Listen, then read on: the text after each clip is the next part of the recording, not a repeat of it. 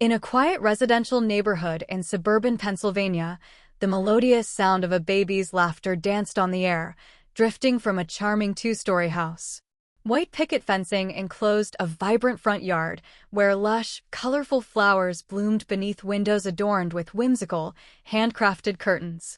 It was a picture of idyllic domesticity, as if lifted from the pages of a glossy magazine, the epitome of the ideal American dream. "Good morning, Lucas," Kate Miller cooed, lifting her 6-month-old son and gently kissing his impossibly soft cheek. She worked from home as a freelance graphic designer, having masterfully honed her artistic vision and technical prowess long before marriage. Now, she crafted compelling logos and persuasive advertising campaigns for local businesses. Since embracing her independence after becoming pregnant, her career had blossomed, exceeding all expectations. "Today, Mommy's going to work with you again," Kate gently told Lucas as she settled down at her computer. Her son joyfully kicked his arms and legs, occasionally letting out delighted squeals. Each time she witnessed that pure smile, a wave of warmth washed over Kate's heart. In the afternoon, she heard the front door open. He was home earlier than usual. "I'm home," Ryan's deep, soothing voice echoed through the house.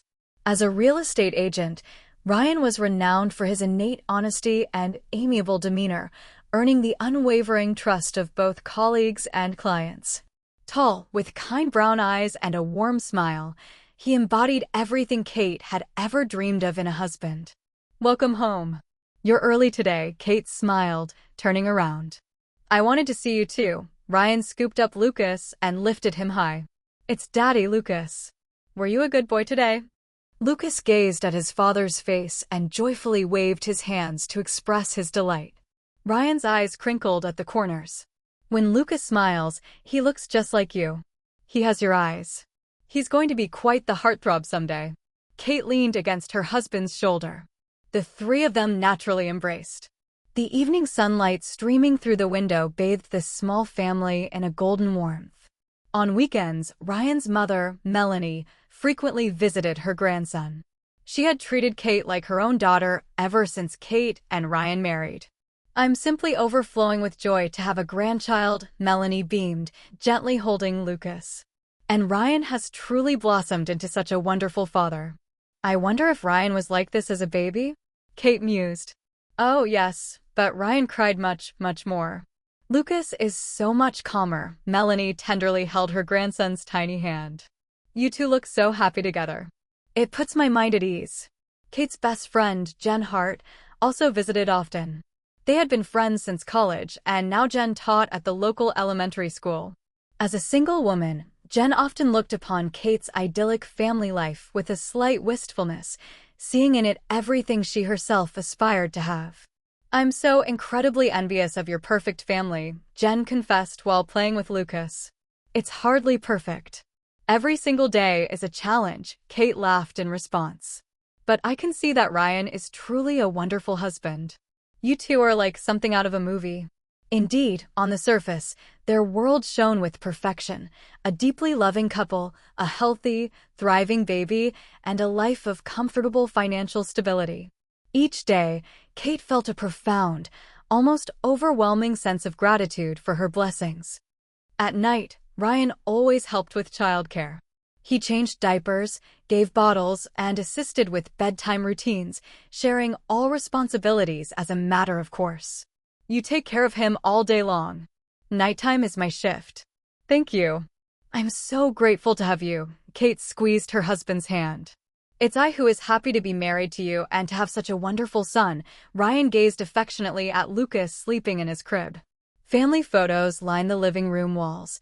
Their first meeting with Lucas at the hospital, the day of his blessing ceremony, their first family trip. Every photo radiated with joyful smiles.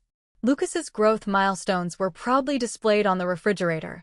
The first day he smiled, the day he rolled over, the day he started eating solid food. Kate meticulously recorded each milestone, cherishing every moment of this precious life's development. There were no problems, no worries. Kate believed without question that she was the happiest woman in the world. One morning, Kate woke to the soft whimpering sounds from the crib beside her. It was time for Lucas to wake up hungry. In the still dim room, Kate quietly got up and lifted her son. "Good morning, Lucas. Are you hungry?" After nursing, Lucas smiled contentedly. Seeing that expression, Kate's heart swelled with warmth once again.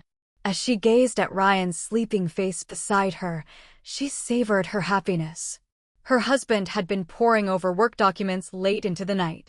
He'd been busy with important projects lately, but she was grateful that he still made time for his family. At 8 o'clock in the morning, Ryan woke up. "Good morning, beautiful," he kissed Kate's forehead. "Is Lucas already awake?" "Yes, he's in a wonderful mood. It's like he was waiting for you." Ryan picked up Lucas and spoke to him in a high voice. "Daddy's boy, you're full of energy today. Daddy has big work today. If it goes well, I'll buy you a new toy." At breakfast, the three of them gathered around the small dining table. Kate spread jam on toast with one hand while holding Lucas with the other. "I have a client meeting today," Kate said.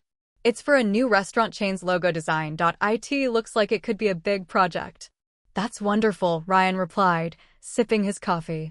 "Your talent is being recognized more and more. I can't let myself fall behind." "Speaking of which, you've seemed busy lately. You were looking at documents until late last night, weren't you?" Ryan showed a slightly tired expression. "Yes, it's a somewhat complicated deal, but I expect to wrap it up this afternoon. I'll be home by evening. I'll play with Lucas." "Don't overdo it." Kate looked at her husband with concern. "I'll be fine. I have to work hard for my family." Ryan smiled and stood up. "I'm heading out." At the front door, Ryan gave his wife and son goodbye kisses. Kate took Lucas's tiny hand and made him wave, saying, "Bye-bye, Daddy." After Ryan left, Kate began working in her home office. Lucas sat in his bouncer, playing with colorful toys. Occasionally, he would look up at his mother and smile. While watching her son, Kate worked at her computer. "Watch Mommy work for a little bit," she spoke to her son. The morning went smoothly. The client phone conference was successful, and the response to her new design proposals was excellent. Lucas was also in good spirits, occasionally making happy sounds to express his joy. After lunch, it was Lucas's nap time. Kate laid her son in his crib and sang a lullaby. Lucas fell peacefully asleep. Gazing at his sleeping face, Kate once again felt the happiness of being a mother. Around 3 o'clock in the afternoon, Ryan called. "How are things going?" "Everything's fine. Lucas is napping." "How did your meeting go?" "It's not finished yet." "It's taking longer than I expected." Ryan's voice carried traces of fatigue. "Don't push yourself too hard. We're doing fine here." "Thank you. I'm so glad to have you. I love you." "I love you too. Drive safely coming home." After hanging up, Kate felt somewhat concerned about her husband's condition. He seemed to be feeling work stress lately, but she reconsidered, thinking this was typical of her responsible husband. In the evening, Ryan came home. He looked more tired than usual, but immediately smiled when he saw Lucas. "I'm home, my little prince." Ryan lifted his son. "Welcome home." "How did the meeting go?" Kate asked. "I managed to get through it. I think we might land a good contract today." Ryan showed relief. "That's great. My project is going well, too." At dinner, the family of three gathered around the dining table as usual. Kate had prepared homemade roast chicken. "It looks delicious," Ryan said happily. "Your cooking is always the best." "Thank you. But I used some frozen items today. I didn't have much time." "It's still perfect. What matters most is that our family is together." Lucas sat on their lap, looking up at his parents and giggling, as if participating in the conversation. "This child really laughs a lot." Kate was moved. "It's because he's watching your smile." Ryan took his wife's hand. "Our happiness is being transmitted to him, too." While eating, the couple talked about the future, Lucas's education, wanting another child, someday building their own home. These were ordinary but warm dreams of a young couple. "Next year, we might be able to move to a slightly bigger house," Ryan said. "Really?" Kate's eyes sparkled. "Yes, if this contract goes well, I want to give Lucas his own room." After dinner, Ryan gave Lucas a bath. Hearing the father and son's cheerful voices from the bathroom, Kate smiled. She didn't know how precious these ordinary daily moments were. At 8 o'clock in the evening, it was Lucas's bedtime. Kate nursed her son while Ryan sang a lullaby. Lucas quickly fell asleep. "I'm tired today," Kate sighed deeply. "You worked hard." Ryan put his arm around his wife's shoulder. "You should rest early, too." "Yes, I think I will." "Do you still have work to do?" "Just a little. I want to prepare for tomorrow." Ryan looked at his briefcase full of documents. "Don't work too late." "I understand. I'll go to bed soon." Kate headed to the bedroom first. Next to Lucas's crib, she gazed at her son's sleeping face. His small chest rose and fell regularly. In that peaceful expression, she felt the deep love of a mother. Around 10 o'clock, Kate began dozing from exhaustion. Ryan was still working in the living room. Occasionally, she could hear the sound of papers turning and phone conversations. "Good work. I'll do a bit more work before bed." Ryan appeared in the bedroom doorway. "Good work." "Good night," Kate answered sleepily. "Good night. I love you." Kate lightly held Lucas's hand as she fell peacefully asleep. The sound of her husband working in the next room, her son's gentle breathing. Everything was part of daily life. It was a peaceful, love-filled night. However, around 2 o'clock in the morning, Kate woke to the smell of smoke. At first, she thought it was a dream, but the smell grew stronger and stronger. Fire! Kate's heart constricted, and she shot upright. The room was already hazy with smoke. She frantically rushed to Lucas's crib. Her son was crying uncontrollably, having inhaled smoke. "Lucas, it's okay. Mommy's here." Kate picked up her son and tried to head for the door, but the hallway was filled with even more smoke. She could hear the sound of flames from downstairs. "Ryan! Ryan!" She screamed her husband's name. There was no answer. The smoke grew thicker and thicker, making it hard to breathe. Lucas was crying violently. "Help!" Kate headed for the window, but she couldn't escape from a second-floor window. The smoke mercilessly enveloped the two of them. Kate held Lucas to her chest, desperately trying to protect her son, but there wasn't enough oxygen. Her consciousness began to fade. The last thing she remembered was Lucas's crying and the distant sound of an ambulance siren. Kate's consciousness ended there. A white ceiling came into view. The fluorescent light was so bright that Kate squinted. Somewhere a machine was beeping regularly. Electronic sounds. It was the sound of medical equipment. Kate was confused. Where was she? Why was she lying in bed? When she tried to move her body, sharp pain shot through her entire being. An IV tube was inserted in her arm, and an oxygen mask was attached to her face. "Mrs. Miller, you're awake," she heard a gentle voice. A middle-aged nurse in a white uniform stood beside the bed. Her expression showed relief, but also some complex emotion. "Where am I?" Kate tried to speak, but her throat hurt terribly. "This is the intensive care unit at St. Mary's Hospital. You were brought here after being caught in a fire. You've been unconscious for 3 days." Fire. That word brought everything back. The smell of smoke, the sound of flames, and Lucas's crying. "Lucas." Kate desperately tried to sit up. "My baby, where is Lucas?" The nurse hurriedly tried to get Kate to lie down. "Please stay calm. Your injuries are." "Where is my son?" Kate's voice was nearly a scream. The IV tube tugged at her arm, causing pain, but that didn't matter. The nurse showed a troubled expression. "Your husband will be here soon. He will explain the details." At that moment, the hospital room door opened. Ryan came in, but he was completely different from his usual self. His eyes were red and swollen, and it looked like he hadn't shaved for 3 days. His face was etched with deep sadness and despair. "Kate," Ryan's voice trembled. "I'm so glad you woke up. Truly glad."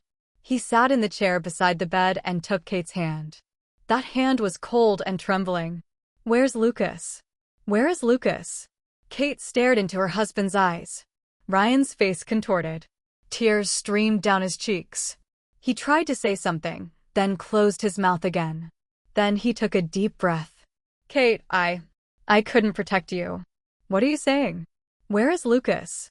"My baby is safe, isn't he?" Ryan said through his tears. "Lucas, our precious boy, he didn't make it." Only you were saved. Those words hit Kate like lightning, shattering her world into a million irreparable pieces. That's a lie, she screamed, her voice tearing.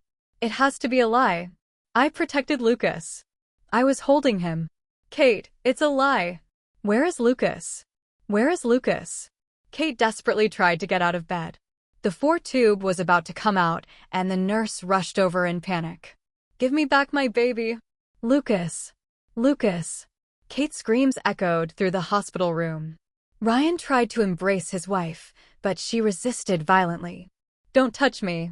Why didn't you help us? Why didn't you protect Lucas? I'm sorry. I couldn't protect you. It's my fault. Ryan held his head as if blaming himself.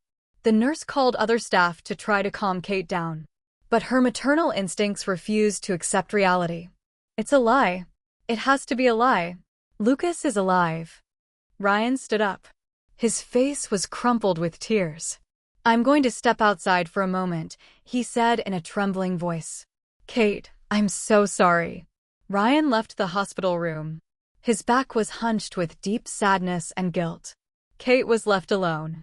The nurses offered words of comfort, but she couldn't hear anything. In her head, Lucas's laughter echoed. The sensation of small hands touching her cheek.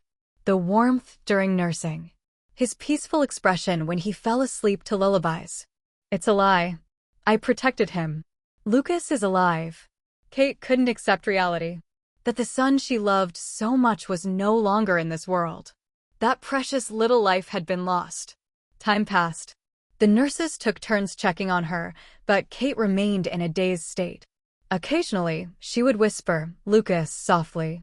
In the evening, footsteps were heard in the hospital room. A man in uniform entered. It was a police officer. A man in his 50s with a serious expression. Mrs. Miller, how are you feeling? The police officer spoke quietly. Kate was unresponsive. She still couldn't accept Lucas's death. The police officer sat in the chair beside the bed. His expression held the tension of someone who had to deliver something grave. Mrs. Miller, I'm Detective Johnson. There are things I need to discuss with you about this fire. Kate slowly turned toward the police officer. Her eyes still held confusion, unable to accept reality. The fire, she murmured. Yes, about the fire that occurred at your home. Detective Johnson chose his words carefully. As a result of our investigation, we've discovered several things. Kate said nothing. She just stared at the police officer. Mrs. Miller, what I'm about to tell you may be very difficult to accept. However, I must tell you the truth. The police officer's words made Kate's heart begin to beat faster. She had a premonition that bad news awaited. But could anything worse happen? Could there be anything more painful than losing her beloved son? Ma'am, I must tell you the truth. Detective Johnson's voice was heavy, completely changing the atmosphere in the hospital room. Kate held her breath and stared at the police officer. In that serious expression, a new fear sprouted in her heart. We conducted a detailed investigation into the cause of the fire, the officer continued, and we discovered a very serious fact. Kate's hands began to tremble. Was there still truth she didn't know? Was there a reality more difficult to accept than Lucas's death? What on earth? Kate asked in a trembling voice. The police officer took a deep breath, then, looking directly into Kate's eyes, he stated, this fire was no accident. Heavy silence filled the hospital room. Only the sound of medical equipment echoed regularly. Detective Johnson continued, carefully choosing his words. Mrs. Miller, this fire was arson. The color drained from Kate's face. Arson. Who would set fire to their house and why? Arson, who would? And the detective said in an even heavier tone, your child died before the fire. Those words were beyond Kate's comprehension. He died before the fire? What did that exactly mean? What are you saying then, Lucas? How did he? Suffocation, the detective answered quietly. According to the autopsy results, he didn't die from smoke inhalation. He had already stopped breathing before the fire started. Kate's mind went blank. Lucas hadn't died in the fire. He had been murdered beforehand. Who would do such a thing? The detective took a deep breath. He understood how cruel what he was about to reveal would be. The perpetrator is your husband. Time stopped. Kate couldn't understand the detective's words. Ryan, her loving husband, the gentle father who adored Lucas. That's a lie. That can't be true. Kate shook her head. Ryan would never kill Lucas. It's impossible. We didn't want to believe it either. The detective showed a sympathetic expression. But the evidence is clear. The scene conditions, temporal inconsistencies, and there was also motive. Motive? The detective took documents from his file. Your husband had substantial debts. He had a gambling addiction. Over the past 3 years, he had accumulated approximately $500,000 in debt. Kate was stunned. She had no idea that Ryan gambled. Furthermore, it was discovered that he had been embezzling from his workplace. Discovery was only a matter of time. That's impossible. Ryan is an honest man. He loves his family. There's one more thing. The detective hesitated. Your husband was having an affair. That woman had announced her pregnancy and was pressuring your husband. Kate's world completely collapsed. The husband she loved was a gambler, a thief, and an adulterer. And he had killed her son. But why Lucas? Life insurance money. The detective explained quietly. He planned to pay off his debts and start a new life with the life insurance money from you and your child. Originally, you were also. Kate shuddered. Ryan had intended to kill her, too. But because you woke up earlier than expected, his plan went awry. Your husband panicked and set the fire, trying to make it look like an accident. Tears streamed down her cheeks, but they contained not just sadness, but also anger. The man she had trusted had stolen the most precious thing from her. Where's Ryan now? He's waiting in the hallway. An arrest warrant has been issued and we need to. At that moment, the hospital room door opened. Ryan entered, but this time he was flanked by 2 police officers. His hands were in handcuffs. When Ryan saw Kate, he nearly collapsed on the spot. Kate, you. Kate's voice trembled with rage. You killed our baby. It's not what you think. Ryan desperately tried to deny it. Ryan Miller, you are under arrest for murder and arson, the police officer officially announced. Kate, listen to me. Ryan shouted toward his wife. I had no other choice. The loan sharks were going to kill me. So you killed the baby? Kate's voice was cold as ice. I was cornered. I needed the money. There was no other way. Didn't you say you loved us? Ryan answered through tears. I did love you. I still love you, but I had no choice. People who try to kill the ones they love don't know what love is, Kate declared. You're the worst kind of liar. Kate, please. I'm not asking for forgiveness, but my feelings. Shut up. Kate's scream echoed through the hospital room. You're not Lucas's father. You're a murderer. The police officers moved to take Ryan away. He turned back one last time. I'm not asking you to forgive me, but please be happy. Please. You're no longer my family, Kate said coldly. Don't ever appear before me again. Ryan was led out of the hospital room by the police officers. Watching his retreating figure, Kate once again accepted reality. The husband she had loved most had killed the son she treasured most. Detective Johnson remained. I'm sorry to have shared such painful truth with you. Kate stared at the ceiling. Everything had been a lie.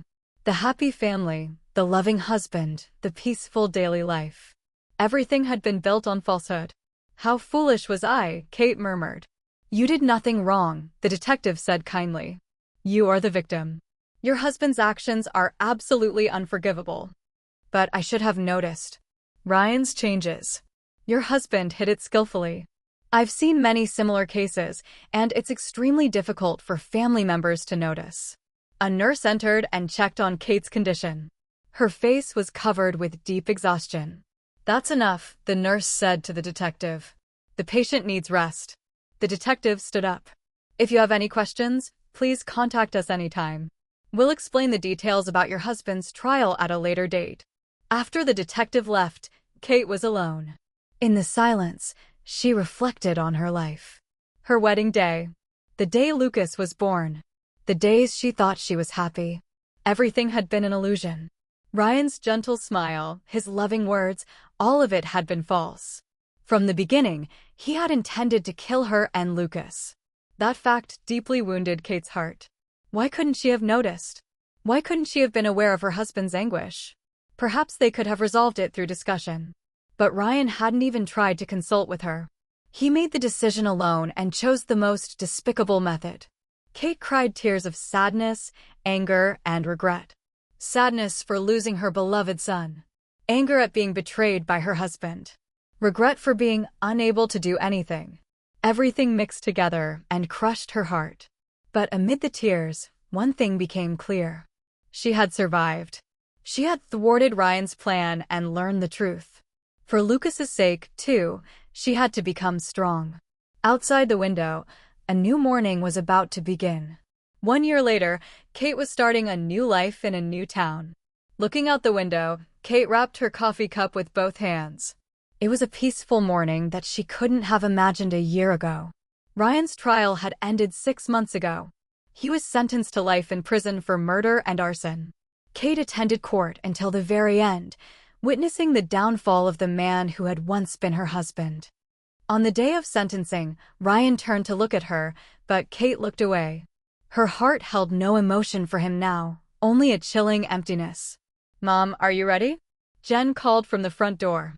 Jen had quit her teaching job and moved to Portland with Kate. Though they weren't blood-related, Jen, without a doubt, was true family. "Yes, I'll be right there," Kate smiled in response. Today was the anniversary of Lucas's death. The two planned to visit her son's grave. The cemetery was quiet, and the spring sunlight gently illuminated the headstones. On the small headstone was engraved, "Lucas Miller, beloved son." Kate placed white roses she had brought. "Lucas, it's Mommy," Kate spoke to the headstone. "It's been a year today. Mommy has become strong. You taught me what real love is, what real family is." The wind caressed her cheek. It was as if Lucas was responding. "That man is in prison. But Mommy doesn't hate him anymore. Hatred only corrupts the heart. For your sake, Mommy will live positively." Jen watched quietly from a little distance away. She too had become an indispensable presence for Kate. "Grandma Melanie is doing well, too," Kate continued.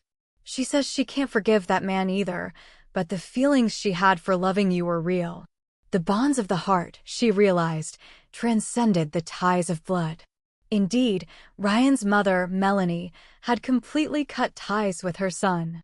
However, her relationship with Kate continued. "You are my true daughter," Melanie had told her. After visiting the grave, the two stopped at a cafe. Kate was talking about her new design work. "I'm getting more clients. Portland is a city that appreciates art." "That's wonderful," Jen answered happily. "Your talent is being properly recognized." "It's thanks to you," Kate squeezed Jen's hand. "Without you, I couldn't have recovered." "We're family," Jen smiled. "Blood relationships don't matter." In the evening, back at the apartment, Kate wrote in her diary. It was a habit she had continued every day for this past year. "To my Lucas, I thought of you again today. The sadness is still here, but I treasure it because it's proof of love. Mommy has made new friends, too. Everyone is kind and supportive in the true sense of the word." Family, she realized, was never exclusively about blood relations. It's about people who love and fiercely protect each other. Outside the window, the setting sun painted the city. It was beautiful light that suggested hope for a new tomorrow. Kate Miller had changed from victim to survivor to the protagonist of a new life. Even after being betrayed by the person she trusted most, she learned that there are people who support you with true affection. Lucas's short life hadn't been in vain. Her son had taught his mother the most profound lessons in life, what love is, what family is. With these truths etched into her heart, Kate began to walk into a new chapter. Did you enjoy the story? Leave your comments below. Your opinion is important to us. Don't forget to like this video and subscribe to our channel so you don't miss new captivating stories. Your support is invaluable.